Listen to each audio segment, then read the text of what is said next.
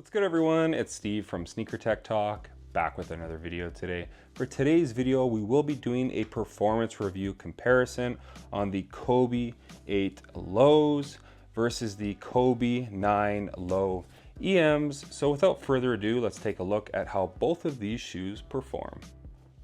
All right, so both of these shoes are the Protros. I will just say right off the bat, I've played in all of the Kobe's back to like Adidas back in the day, all the way through up his Kobe Nike line. And these Protros, specifically these two right here, I do like the 4s, 5s, and 6s better than these two right here for Protros. They just do not perform like the originals. That's not to say they're not a good shoe. If you like them, I'm happy for you, but just with me having such a minimal setup in both of these, especially for cushioning, they're really not my taste to wear on court for long periods of time. But there are some really nice performance features with both of these shoes right here that I do enjoy on court, and that starts with the traction pattern. So on the 8, you are getting a herringbone traction pattern throughout this outsole with kind of like little shark teeth here running throughout it as well. This one right here is translucent, and how it performs on clean and dirty floors is fantastic. However, on dirty floors, you will have to wipe this outsole because, as you can see, they collect a ton of dust. I do think this outsole could be worn outdoors and would last far longer than the 9s, but honestly, for the price point that you're paying for these, even at retail, I would just keep these indoors. As far as the longevity goes, as far as like durability and such, these 8 outsoles have been performing great for me. You know, this pair specifically I have around 25 hours of use with now, and there's really no wear and tear or rubber flaking away.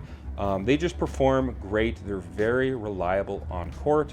Really no sound as far as the feedback goes, but they have been performing very nicely for me with the 8 lows. As far as the 9 lows in this engineered mesh version, obviously this is a heat map outsole of the foot. I do like the performance of this one better than the 8s, but the main issue with this outsole is longevity. The durability on this is really bad. They are flaking away just a little bit here on the medial side, and if you bring these outdoors, it's a wrap. Like, you're gonna lose a quarter of this outsole on your first session outdoors. So definitely keep these indoors. But while the outsole lasts, I do prefer these on court.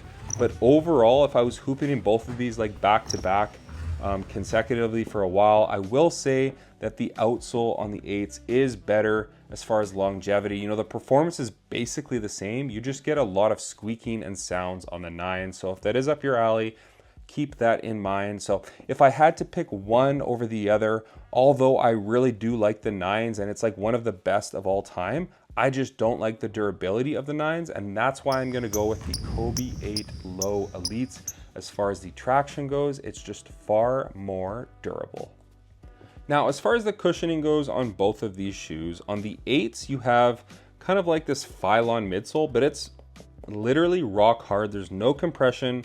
I wish they made this midsole Cushlon and just added some nice compression where you'd get the drop in midsole and this at the heel, but that's not what you get. It's very firm to the touch. There's basically no movement when you have this on foot. On the 9s, it's kind of more of the same, honestly, but I wouldn't say worse, but it's like, it's plastic. It's a plastic shell all the way around. That white and black kind of plating, it offers great support, but it doesn't offer any compression underfoot. And that's why it is a little bit clunky at the back of this shoe. And we'll get more into that in a minute, but as far as the drop-in midsole setups, you are getting 2 drop-in midsoles in either setup, and it is a React drop-in midsole. Now, I will say that I do prefer the 9s a little bit more. I find that there's a bit more compression in the heel, but like the stack height, the forefoot height, everything's more or less the same in both of these shoes. One thing that does differ on the sidewall here on the lateral side, on the 8s, you have this really weird material that's kind of a lot more firm, kind of acting like a sidewall to prevent it from teetering over or tipping over with this React drop-in midsole. You don't get that on the 9s.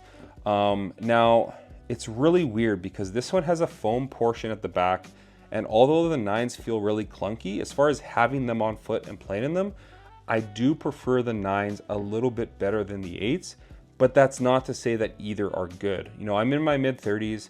If you're in your, your teen years or early 20s and you like this really like ultra minimal setup, good for you. Now, what I would have done with this Pro Trail model, charging almost 200 USD, is I would have stitched a Zoom Strobel from heel to toe on the inside, then added these drop-in midsoles, and I think that would have been the perfect blend to make the cushioning setup on these truly updated and actually a Pro Trail, because as is right now, the originals had Lunarlon, and I guess React will last longer, but it doesn't feel any better underfoot. It might feel worse actually, and that's really disheartening for paying around 200 USD for both of these shoes.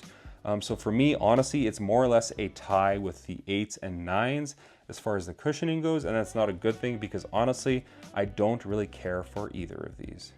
Now, as far as the fit goes with both of these shoes right here, I'm typically a 10.5 or an 11. A lot of 10.5s in Nike basketball. With both of these, I had to go up to a size 11. In the high top elites with this Flyknit, I just found the materials was a lot softer. There wasn't as much padding at the back, and the toe box was a little bit more roomy. I could do a 10.5 in these easy without any pinch points and actually a little bit of room up front. But just with this padding at the back of both of these shoes, I've tried on 10.5s and there's no way I could wear them because my toe is slammed up against the end of the shoe. Now the fit is honestly very rough on both of these shoes as far as the width and the length. Like, it just really doesn't work for my foot to the point where neither of these shoes are very comfortable. The materials are also a bit of an issue.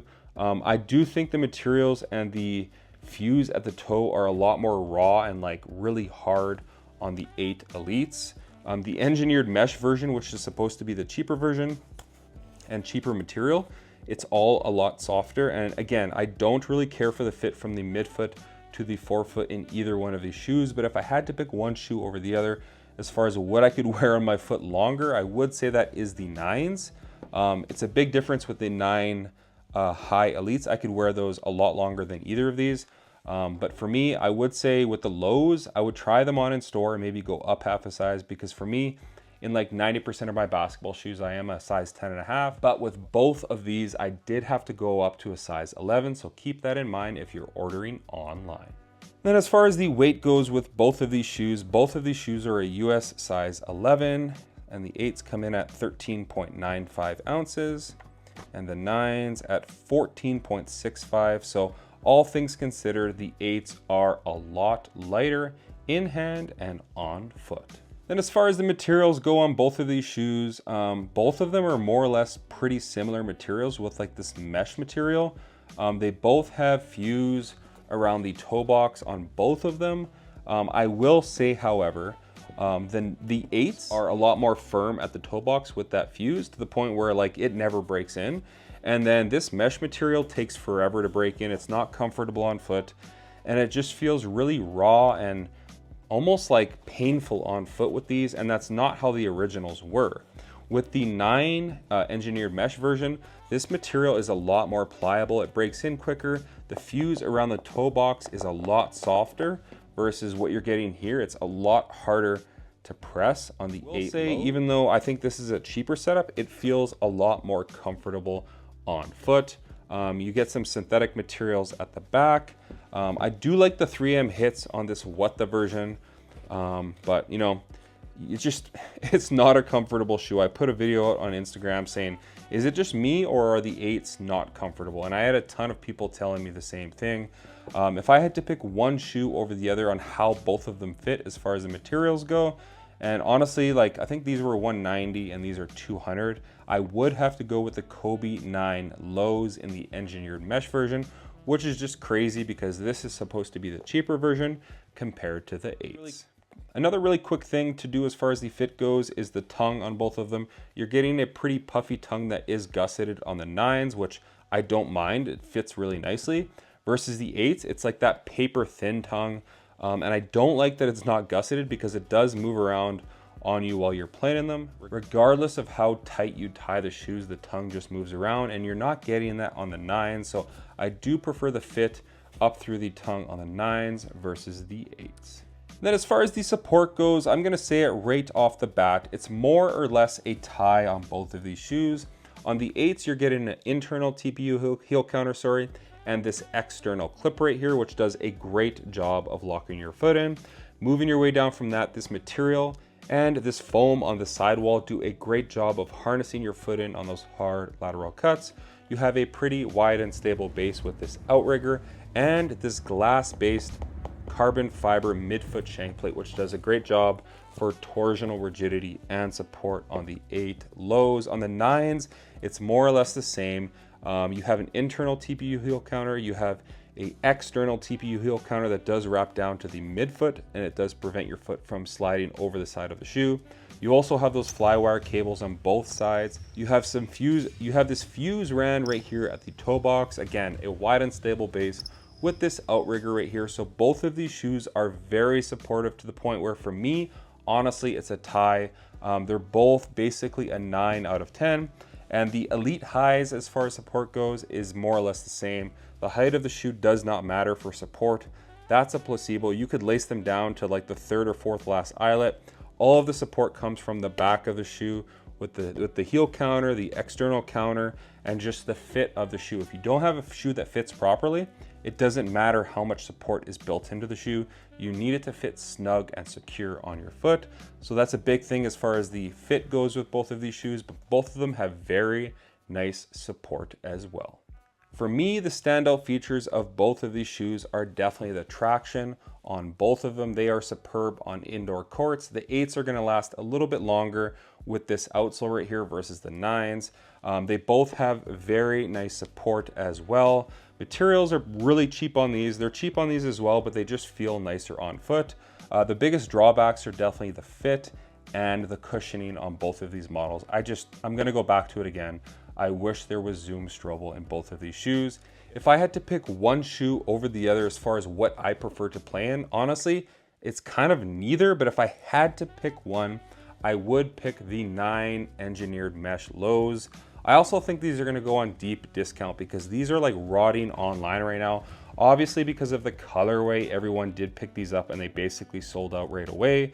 But if I had to pick one shoe over the other, a lot of the performance features are more or less the same, but I would pick the 9 engineered mesh because I just think the materials break in quicker, the traction is nice, the support's more or less the same, and in the next few months, these are probably gonna be 30% off at most of your stores.